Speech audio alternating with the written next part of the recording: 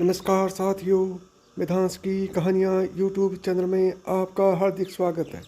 आज मैं आपको बताऊंगा महाभारत में युयुत्सु कौन थे। गांधारी जब गर्भवती थी तब धृतराष्ट्र की सेवा आदि कार्य करने के लिए एक वणिक वृक्ष की दासी रखी गई थी। धृतराष्ट्र ने उस दासी से ही सहवास कर लिया। सहवास के कारण दासी भी गर्भवती हो गई। उस दासी से एक पुत्र उत्पन्न हुआ जिसका नाम युयुत्सु रखा गया।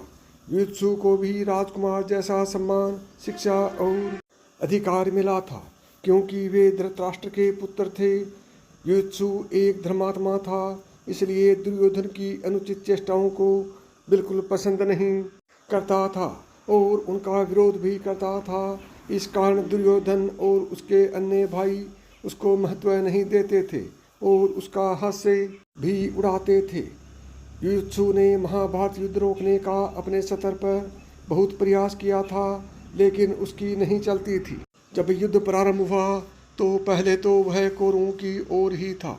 युद्ध के प्रारंभ होने वाले दिन ऐन वक्त पर युधिष्ठिर ने उसे समझाया कि तुम अधर्म का साथ दे रहे हो। ऐसे में युयुत्सु ने विचार किया और वह डंका बजाते हुए कौरवों की सेना से पांडवों की सेना में आ गया। हालांकि किस्सा यह था कि युद्ध प्रारंभ होने से ठीक पहले युधिष्ठिर ने कौरव सेना को सुनाते हुए घोषणा की कि मेरा पक्ष धर्म का है। जो धर्म के लिए लड़ना चाहते हैं वे अभी भी मेरे पक्ष में आ सकते हैं। मैं उसका स्वागत करूंगा। इस घोषणा को सुनकर केवल युयुत्सु कौरव पक्ष से निकल कर आया और पांडव के पक्ष में शामिल हो गया। युधिष्ठिर ने गले लगाकर उसका स्वागत किया। अपने खेमे में आने के बाद युधिष्ठिर ने एक विशेष रणनीति के तहत युयुत्सु को सीधे युद्ध के मैदान में नहीं उतारा, बल्कि एक महत्वपूर्ण कार्य सौंपा। युधिष्ठिर जानते थे कि वह इस कार्य में सबसे योग्य है। युधिष्ठिर ने उसकी योग्यता को देखते हुए उसे योद्धाओं के लिए हथियारों और रसद की आपूर्ति करने व्यवस्था का प्रबंध देखने के लिए नियुक्त किया। पांडवों की 7 अक्षौहिणी यानी कि 9 लाख के आसपास सेना थी। युयुत्सु ने अपने इस दायित्व को बहुत जिम्मेदारी के साथ निभाया और अभावों के बावजूद पांडव पक्ष को हथियारों और रसद की कमी नहीं होने दी। उल्लेखनीय है कि उडुपी के राजा को भोजन व्यवस्था सौंपी गई थी। महाभारत युद्ध से पूर्व पांडव ने अपनी सेना का पड़ाव कुरुक्षेत्र के पश्चिम क्षेत्र में सरस्वती नदी के दक्षिणी तट पर बसे समंतर पंचक तीर्थ के पास हिणावती नदी, सरस्वती नदी की सहायक नदी है, के तट पर डाला। कौरवों ने कुरुक्षेत्र के पूर्वी भाग में वहां से कुछ योजन की दूरी पर एक समतल मैदान में अपना पड़ाव डाला। दोनों ओर के शिविरों में सैनिकों के भोजन और घायलों के इलाज की उत्तम व्यवस्था थी।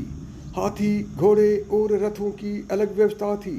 हजारों शिविरों में से प्रत्येक शिविर में प्रचुर मात्रा में खाद्य सामग्री, अस्त्र शस्त्र, यंत्र और कई वैद्य और शिल्पी वेतन देखकर रखे गए। दोनों सेनाओं के बीच में युद्ध के लिए 5 योजन, 1 योजन 8 किलोमीटर की परिधि। विष्णु पुराण के अनुसार 4 कोस या 1 कोस 1 योजन 13 किलोमीटर से 16 किलोमीटर 40 किलोमीटर का घेरा छोड़ दिया गया था। युद्ध में बच गए 18 योद्धाओं में युयुत्सु भी एक थे। युद्ध के बाद महाराजा युधिष्ठिर ने उन्हें अपना मंत्री बनाया था। जब युधिष्ठिर शरीर स्वर्ग जाने लगे तब उन्होंने परीक्षित को राजा और युयुत्सु को उनका संरक्षक बना दिया था। धृतराष्ट्र की मृत्यु के उपरांत युयुत्सु ने ही उन्हें मुखाग्नि देकर पुत्र धर्म निभाया। यह माना जाता है कि उत्तर प्रदेश के पश्चिम और राजस्थान के पूर्वी भागों में रहने वाले जाट जाति के लोग उन्हीं महात्मा युयुत्सु के वंशज हैं। साथियों, यदि आपको यह कहानी अच्छी लगी हो तो मिधांस की कहानियाँ यूट्यूब चैनल को सब्सक्राइब करें। नमस्कार दोस्तों, जय श्री कृष्ण।